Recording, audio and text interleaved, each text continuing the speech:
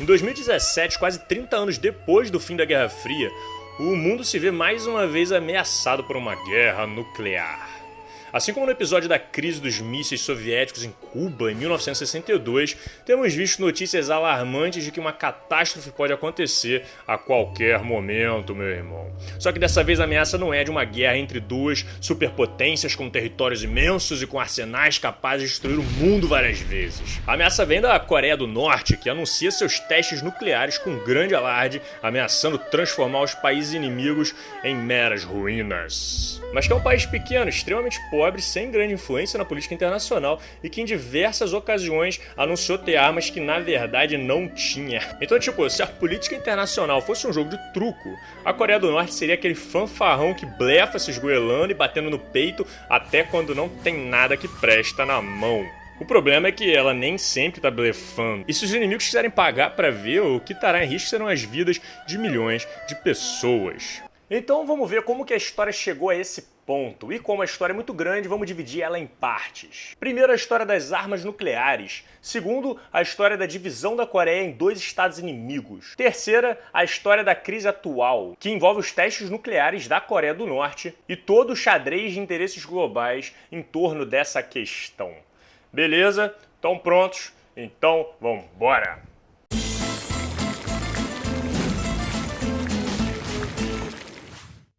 Tudo começou em 1939, quando alguns cientistas se deram conta de que o urânio poderia produzir uma reação nuclear em cadeia e que sua grande capacidade destrutiva poderia vir a ser usada para a guerra. O mais ilustre desses cientistas foi ninguém menos do que Albert Einstein, que escreveu ao presidente dos Estados Unidos poucos meses antes do início da Segunda Guerra Mundial, recomendando que ele apoiasse pesquisas sobre o assunto e que procurasse controlar as fontes de urânio no mundo. Olha só que mundo pequeno. Pois havia notícias de que os físicos que serviam ao regime nazista da Alemanha já estavam lendo os estudos a respeito disso e que logo perceberiam a mesma coisa do que eles.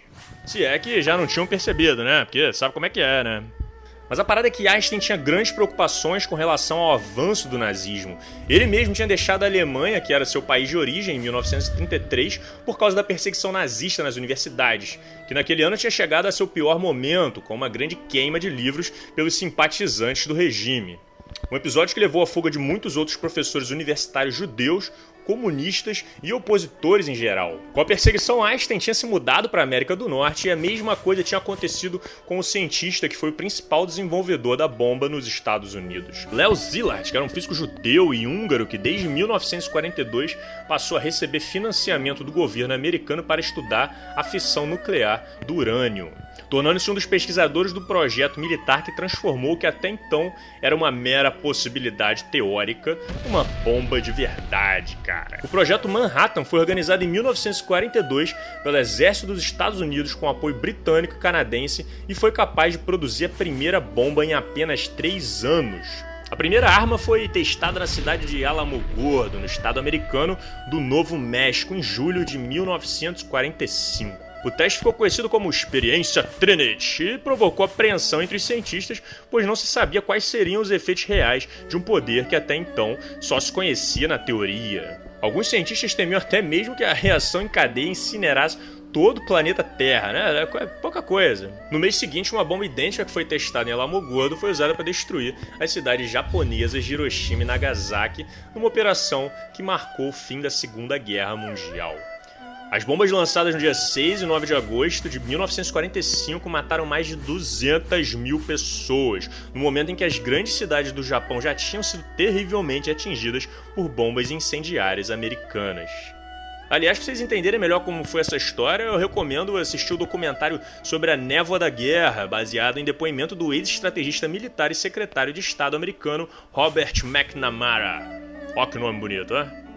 Mas a parada é que as explosões nucleares de Hiroshima e Nagasaki serviram naquele momento para que os Estados Unidos acelerassem a rendição do Japão, que mesmo antes dos bombardeios já não tinham qualquer condição de reverter a derrota na guerra. Serviu também para que eles conhecessem melhor os efeitos da bomba atômica quando jogadas em áreas densamente povoadas.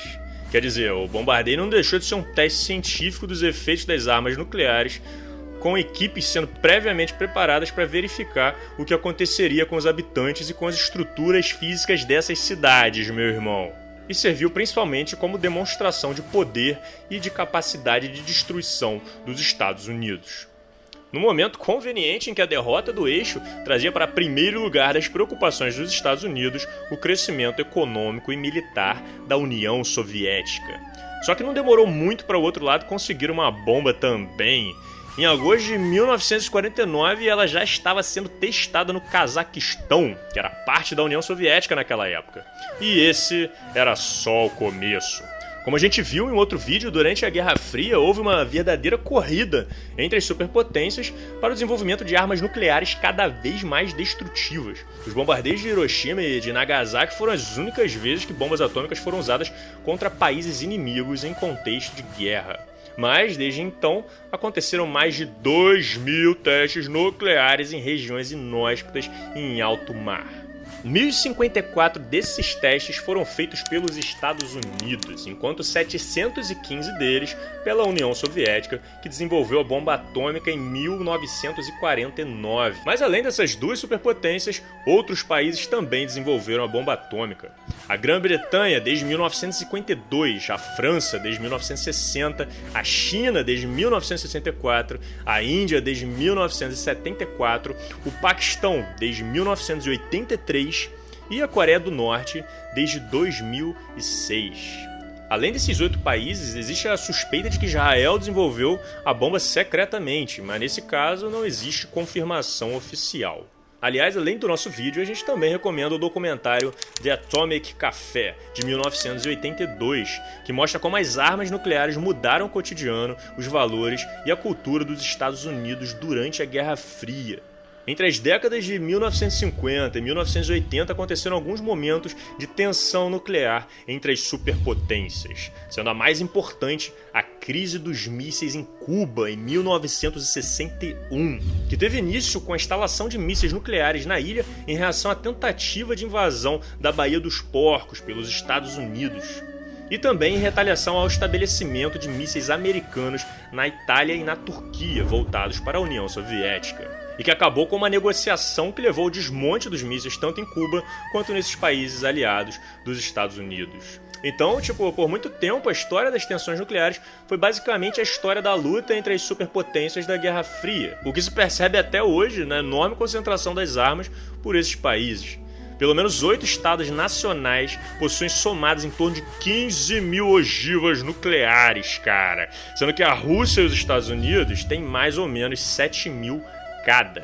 Depois das superpotências, os principais arsenais nucleares pertencem ao Reino Unido, à França e à China, sendo que esses 5 países são também os 5 membros permanentes do Conselho de Segurança da ONU, que é a principal instância que decide sobre os assuntos da guerra e da paz no mundo como um todo.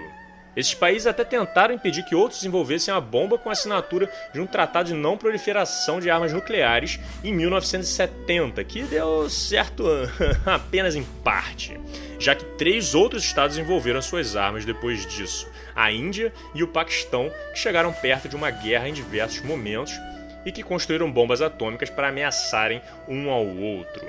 E a Coreia do Norte, que anunciou o primeiro teste em 2006. No caso das tensões entre Índia e Paquistão, o conflito tem origem na divisão da Índia britânica como parte do processo de independência em 1947, sendo criado um estado laico de maioria hindu, mas com um grande número de muçulmanos, que é a Índia, e um estado esmagadoramente islâmico, que é o Paquistão, ocorrendo conflitos relacionados às reivindicações da minoria muçulmana da Índia, que se encontra na região de Caxemira, que é reivindicada pelos paquistaneses. Mas cara, e a Coreia do Norte? Afinal, por que o governo da Coreia do Norte quer uma bomba atômica? Qual é a razão disso? E por que sair gritando que vai tacar a bomba sem dó nem piedade? Para entender isso, a gente vai ter que voltar um pouco na história daquela região.